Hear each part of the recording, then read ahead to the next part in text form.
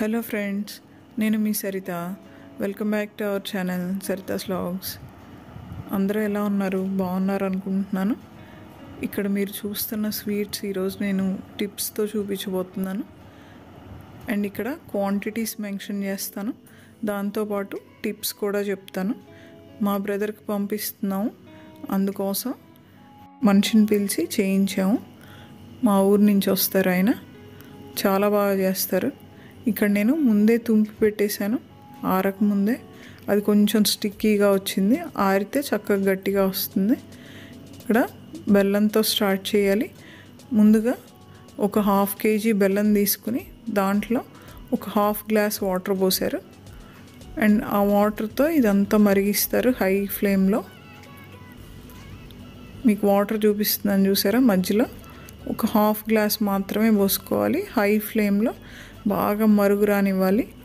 ఇలా కలుపుతూనే ఉండాలి అడుగంటకుండా. మనకి పాకం ఫోమ్ లాగా వస్తుంది తెల్లగా, అప్పుడు మనకి పాకం వచ్చేసినట్టు. నేను ఒకసారి పాకం చూపించమని అడిగితే ప్లేట్లో కొంచెం పాకం ఇచ్చారు. ఈలోపు దించేసుకుని, నేను ఇది చూస్తున్నాగానే దించేసుకుని పల్లీలు పోసేశారు. చాలా బాగా చేస్తారు. చూడండి, ఇలా పల్లీలు ముందే వేయించి పెట్టుకుని పొట్టు తీసి పెట్టుకున్నవి. మనం పల్లీలు ఎప్పుడైనా సరే అదే రోజు, అంటే అప్పటికప్పుడు వేయించుకుని ఆరబెట్టి కనీసం మినిమం 2 hours అన్నా ఉండాలి. అవి పూర్తిగా ఆరిపోతేనే మనకి పప్పు చెక్క గట్టిదనం వస్తుంది. లేకపోతే వేడి పల్లీలు మనం పొట్టు తీసి పెడతాం చూసారా, అప్పుడు కూడా కొంచెం వేడిగానే ఉంటాయి. అప్పుడైతే మనకి మెత్తదనం వస్తుంది పప్పు చెక్క. దీన్ని చాలా రకాలుగా పిలుస్తూ ఉంటారు, చిక్కీ అని, పల్లీ ఉండలని. అలా వీటితోనే అన్నీ చేసేది. దీంతో పల్లీ ఉండలు చేసుకోవచ్చు, చెక్కలాగా కూడా పోసుకోవచ్చు. ఇక్కడ మేమైతే చెక్కలాగా పోయించుకుంటున్నాం. ప్యాకింగ్కి వాటికి ఈజీగా ఉంటుంది కదా. ఇలా చాక్తో ఎక్సెస్ అంతా తీసేసుకుని మొత్తం దీన్నంతా సెట్ చేస్తున్నారు. చూడండి మీరు కూడా.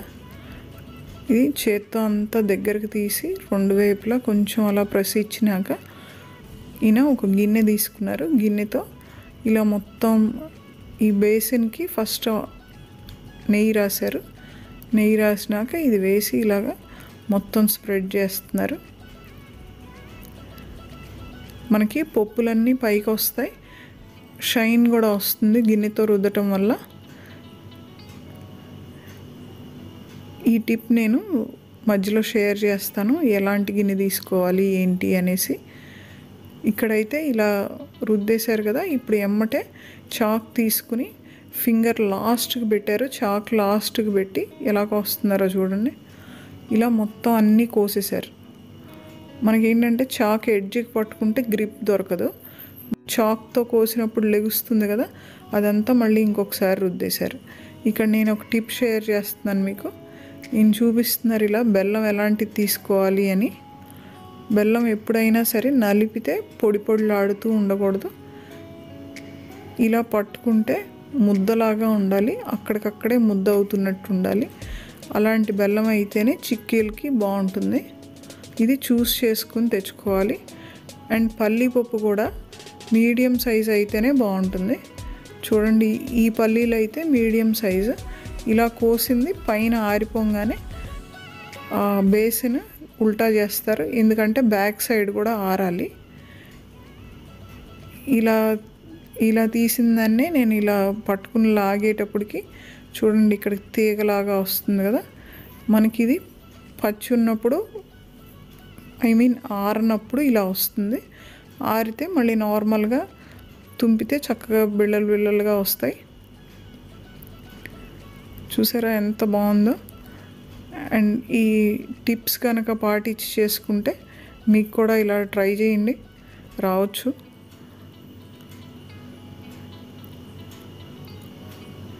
చూడండి, ఇందాక బంకలాగా సాగుతూ వచ్చింది కదా, ఇప్పుడు వచ్చేటప్పటికి మొత్తం ఆయన అన్నీ ఇరిపేస్తున్నారు.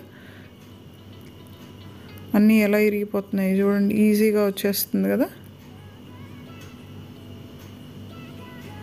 మనం కావాల్సిన షేప్స్లో కోసుకోవచ్చు అండ్ కావాల్సిన సైజెస్లో కూడా ఉంచుకోవచ్చు. చాలా బాగా వచ్చాయి మాకైతే. ఇందాక నేను తీసి పెట్టిన చిక్కీ ఉంది కదా, అది స్టిక్ అయిపోయింది. ఇలాగా మనకి ప్లెయిన్ ఒక చెక్కలాగా ఆరిపోతే ఏది స్టిక్ అవ్వకుండా చక్కగా ఇలా వచ్చేస్తాయి. మెయిన్ మనకి బెల్లం చూస్ చేసుకోవడంలో ఉంటుంది. అండ్ నెక్స్ట్ వచ్చేసి పప్పు ఎలాంటివి తీసుకోవాలి, వాటిని ముందే ఫ్రై చేసి బిఫోర్ డే పెట్టుకుంటే మరీ బెస్ట్. అంటే వేయించి పెట్టుకోవటం, అది ముందు రోజు వేయించుకుని తర్వాత రోజు పాకం పట్టుకుంటే మీకు పర్ఫెక్ట్గా వస్తాయి. నెక్స్ట్ వచ్చేసి నువ్వుల పాకం. నువ్వులు 1/2 kg తీసుకున్నాం. అవి బాగా రోస్ట్ చేయాలి 5 to 7 minutes. ఇలా కలర్ మారకుండా ఉండాలి. నెక్స్ట్ 400 grams బెల్లం, దాంట్లో ఒక 1/2 glass వాటర్ పోసుకుని, ఈ చిన్న గ్లాస్తో 1/2 glass పోసాను నేను, అంటే ఒక మీడియం సైజ్ గ్లాస్ అనాలి. దాంతో 1/2 glass పోసుకుని ఇందాకట్లాగే పాకం ఇలా కొంచెం వైట్గా వస్తుంది, పాకం వచ్చేసింది అంటానికి. అలా వచ్చినప్పుడు నువ్వులు పోసేసి అంతా మిక్స్ చేసుకోవాలి. ఇక్కడ నువ్వుల్లో కానీ లేకపోతే పల్లి పాకంలో కానీ మనం వేసేవి ఇంగ్రీడియంట్స్ వేయించుకున్నవంతా కంప్లీట్గా ఆరిపోవాలి. అప్పుడే మనకి మెత్తదనం లేకుండా చిక్కీ గట్టిగా వస్తుంది. ఇక్కడ చూడండి, అంతా ఇలా టర్న్ చేస్తున్నారు. ఓన్లీ టర్న్ చేసి సైడ్ కూడా మొత్తం క్లియర్ చేసుకుంటున్నారు. ఇలా కొంచెం పెద్ద పాత్ర అయితే మనకి కంఫర్టబుల్గా ఉంటుంది అండ్ బాగా వస్తుంది. ఈ చిక్కీని దాంట్లో వేసేసి నా కోసం ఇలా ఉండలు చూపిస్తున్నారు. ఇవి మనకి చిక్కీ ఉండలు దొరుకుతాయి కదా బయట, అలా అయినా చేసుకోవచ్చు, లేదంటే చెక్కలాగా అయినా పోయించుకోవచ్చు. ఇది చేత్తో కొంచెం సరి చేసి చెక్కలాగా సెట్ చేయటానికి చూస్తున్నారు.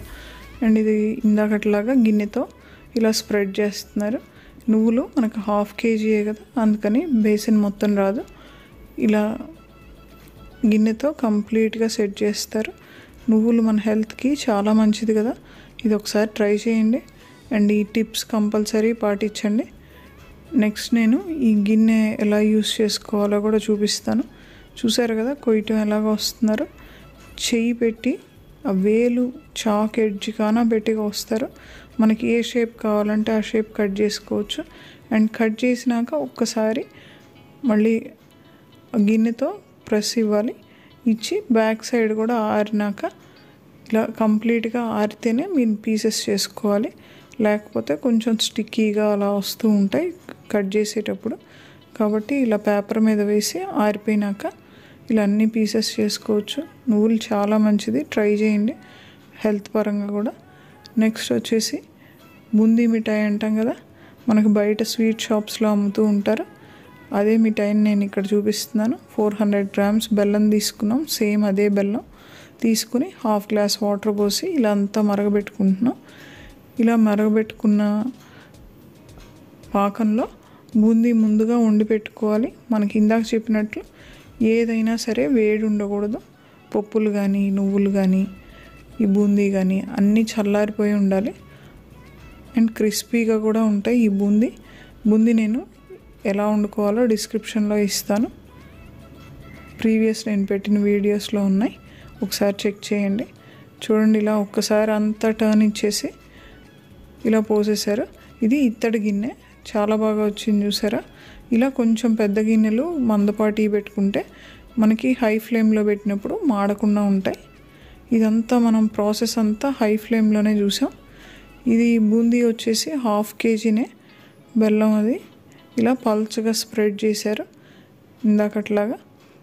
మొత్తం ఈ గిన్నె ఎలా యూస్ చేసుకోవాలనేది నేను చూపిస్తాను.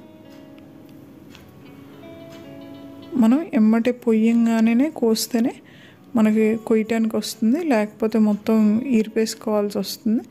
చూడండి, ఇక్కడ గిన్నె బోర్లిచ్చి ఉంది కదా, ఇప్పుడు వరకు మనం చూసింది ఈ గిన్నెనే.